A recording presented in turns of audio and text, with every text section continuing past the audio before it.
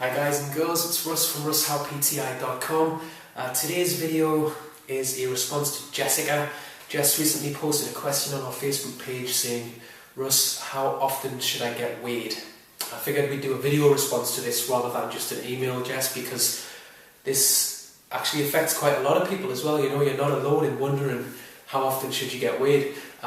People generally do it too much, let it sort of take over their life. So if you find yourself in a similar situation to Jess, hopefully today's video will put you straight on a few things and help you get the most from your diet and your training.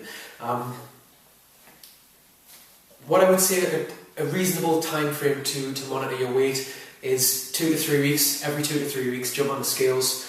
Try to use the same scales. Get weighed at home if you can. Try and do it at the same time roughly. Each time you do it, at the same time in the day.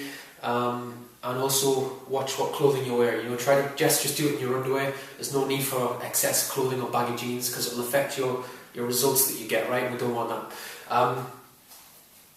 A lot of people get weighed too much. Now, fair enough, if you're an athlete or a bodybuilder and you need to constantly monitor your weight, go for it. But if you're just a regular person wanting to lose some weight or build some muscle, you don't need to be jumping on the scales at, you know, we've all seen them in the gym. You know, I see people come to my gym, they get weighed before their session, during their session, after their session, they go home and they get weighed again. Don't do that, because usually when that happens, you go one of two ways and they're both bad, okay? Number one, you don't see any results because you're doing it too much. It's kind of like, even if you undergo a big transformation with your body, if you're looking at yourself in the mirror every day, you're just going to be there seeing the same old chump. You're going to be like, you know what I mean? Or if someone sees you who hasn't seen you for 2 months and they'll be like, whoa, look at the difference. Right? It's the same with scales. You don't see the results if you're doing it all the time. And number two, you become a little bit obsessed with it. Right? It's the celebrity culture that we live in. You know, it's apparently you've got to obsess now with a tiny little, I've lost an ounce. Don't get like that, honestly. It's horrible. It can take over your life and it will really impact your training as well. It will stop you from getting results. An example here, a young lady came across to my gym about 3 or 4 months ago, and I said to her, you know, she was asking for a program for weight loss and stuff, or rather fat loss, and I said, okay, how much do you weigh? So we wrote it down, and I said, right, we're not going to get weighed again for another month. And the look of panic on her face, she was like, Russ, I've been weighed 4 times today already, and it was only 11 o'clock, you know. And I was like, okay, we need to get that mentality going straight away. And the point I knew when it was going to be more difficult with this particular lady was 3 days later. She came in the gym and she was like, so excited. She was like, Russ, I've lost ½ a pound between going to sleep last night and coming to the gym today.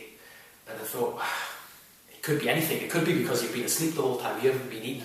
It could be because you've burnt off a few calories on the way over here. You know, it's not nothing to get too excited about, really. Don't overread into things. But she was so pumped up about just the fact that she'd lost a pound, regardless of whether it was muscle, fat, water, anything, that she was like, no, I've done something that was right. I don't know what it was, but basically if I do what I did last night, she was going to relive that night over and over again, thinking she was going to keep getting results. I mean, it's ridiculous, right? And that's when I knew for this particular lady, it would be more of a mental training thing that we'd have to do first to help her get past this before she could accomplish results in the gym. Luckily, I mean, she got sorted, and one of the proudest things I've done in the gym is getting her out with that mindset. And we look at her now, she's got great results, and she'll look back on those times with a bit of sort of embarrassment and be like, Russ, can you believe what I was like when I first came in here? And you know what, I can, because a lot of people do it. So Jess, we don't want you to go there, right? Don't end up like that. Or anybody else watching this. And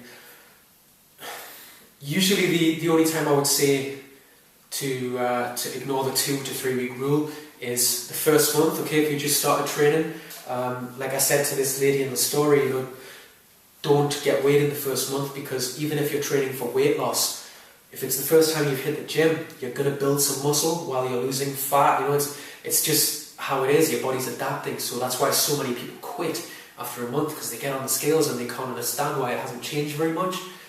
It's just your body's adapting, and that's all. So for the first month, just don't pay any attention to the scales. What I would suggest, Jess, is get your weight done at the start. Get your body fat measurement taken. The guys at your gym should do that for you, and your measurements, and then go off the measurements of the body fat. more so than the actual weight. Okay. After that first month's out the way, just slip into that routine. You know, every other Saturday or whatever, Saturday morning, just jump on the scales and don't read too much into the actual result. Combine it with your body fat percentage and your actual measurements, because them two things are what will tell you whether you've dropped a dress size or whether you're getting better definition, stuff like that. Not so much the actual weight. It literally just gives you a round figure. It doesn't tell you anything else. Anyway, hopefully today's video has helped you or anybody else watching. You can catch me on Facebook. Just search for Rust Howe PTI. Thanks a lot. Bye bye.